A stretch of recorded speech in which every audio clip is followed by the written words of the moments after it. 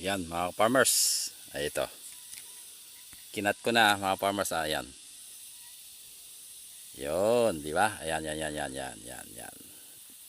Diyan nakalagay yung ating in top working. Meron na tayong simpleng paraan. O, di ba?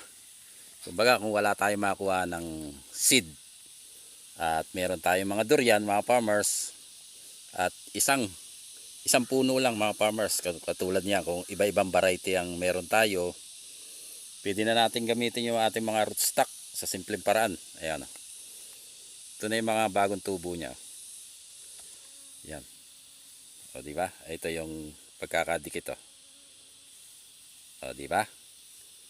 Hindi ka nabibili mga farmers kung ito'y kung ari ang puno natin ito ay puyat o musang king mga farmers, tapos meron tayong mga rootstock sa simpleng paraan. Ayan oh. Kita nyo naman mga farmers yung ating inalis na natin yung plastic mga farmers para mabilis yung paglaki ng ating seedling. Ito yung pinagmula no.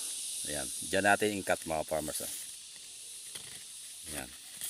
Yan yung ating pinagputulan. Ayan, yan. Oh. Saktuhan, di ba? Mga farmers, hindi ko na lang pinakita mga farmers dahil inalisan ko na ng plastic. Yan. O, di ba?